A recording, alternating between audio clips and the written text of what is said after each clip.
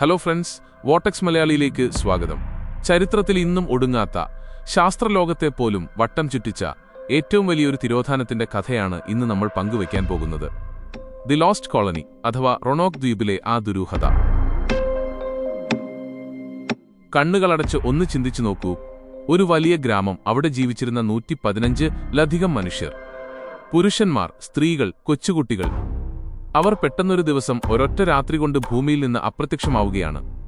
ഒരു യുദ്ധത്തിന്റെ ലക്ഷണങ്ങളില്ല, ആരുടെയും ചോരപ്പാടുകളില്ല, വീടുകളൊന്നും തകർക്കപ്പെട്ടിട്ടില്ല.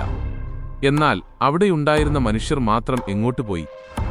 കഥ തുടങ്ങുന്നത് ഇവിടെയാണ്.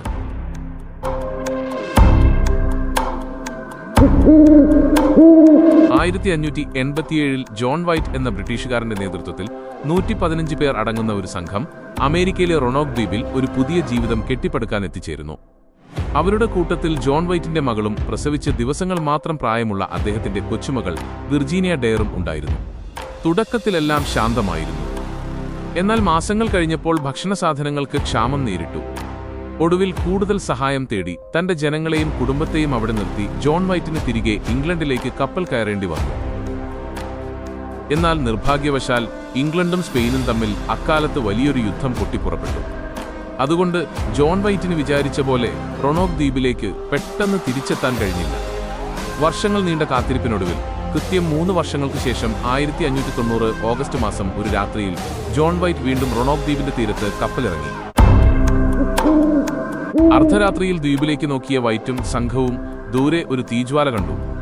തന്റെ ജനങ്ങൾ അവിടെയുണ്ടെന്ന പ്രതീക്ഷയിൽ അവർ ആവേശത്തോടെ കരയിലേക്കടുത്തു. അവർ ഉച്ചത്തിൽ വിളിച്ചു പറഞ്ഞു, പരിചിതമായ പാട്ടുകൾ പാടി.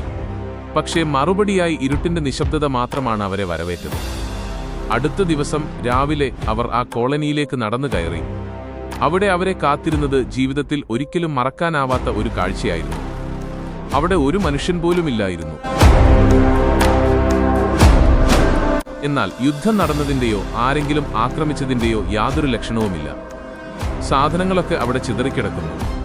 വലിയ തടിയുടെ വേലിക്കെട്ടിന്മേൽ ഒരു വാക്ക് മാത്രം കൊത്തിവെച്ചിട്ടുണ്ടായിരുന്നു: CROATOAN, ക്രോട്ടോവൻ. അടുത്തുള്ള ഒരു മരത്തിൽ CRO എന്നും കൊത്തിവെച്ചിരുന്നു. എന്താണ് ആ ക്രോട്ടോവൻ? റൊണോക്ക് ദ്വീപിനടുത്തുള്ള മറ്റൊരു ദ്വീപിന്റെ പേരായിരുന്നു അത്. ഒപ്പം അവിടെ ജീവിച്ചിരുന്ന ഒരു തദ്ദേശീയ ഗോത്രവർഗത്തിന്റെ പേരും. വൈറ്റ് ഉടൻ തന്നെ ക്രോട്ടോവൻ ദ്വീപിലേക്ക് പോകാനൊരുങ്ങി. എന്നാൽ പെട്ടെന്നുണ്ടായ അതിശക്തമായ കൊടുങ്കാറ്റും കടൽക്ഷോഭവും കപ്പലിന്റെ നങ്കൂരം തകർത്തു. ഭക്ഷണവും വെള്ളവും തീർന്നതോടെ സ്വന്തം മകളെയും കൊച്ചുമകളെയും ആ ഇരുട്ടിൽ ഉപേക്ഷിച്ച് ജോൺ വൈറ്റിന് കണ്ണീരോടെ ഇംഗ്ലണ്ടിലേക്ക് മടങ്ങേണ്ടി വന്നു. അതിനുശേഷം അദ്ദേഹത്തിന് ഒരിക്കലും റൊണോക്കിലേക്ക് വരാൻ കഴിഞ്ഞതുമില്ല. അവിടെ അവശേഷിച്ച ആ 115 മനുഷ്യർക്ക് എന്ത് സംഭവിച്ചു? അവർക്ക് പിന്നിലെ നിഗൂഢതകൾ എന്തൊക്കെയാണ്? ഇതിന് പിന്നിൽ പ്രധാനമായും 3 തിയറികളാണുള്ളത്. 1. ഗോത്രവർഗക്കാരുമായുള്ള ലയനം.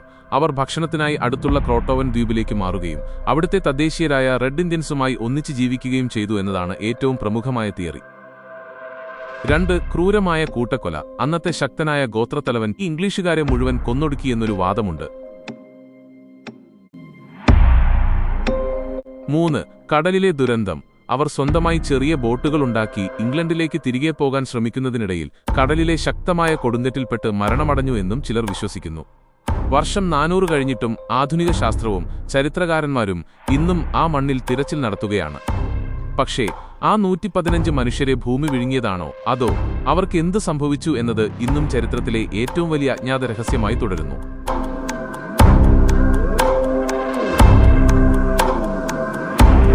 അവർ ഗോത്രവർഗക്കാർക്കൊപ്പം ചേർന്നതാണോ, അതോ അതിനു പിന്നിൽ നമ്മളറിയാത്ത മറ്റെന്തെങ്കിലും നിഗൂഢതയുണ്ടോ? നിങ്ങളുടെ അഭിപ്രായങ്ങൾ താഴെ കമന്റ് ചെയ്യുക.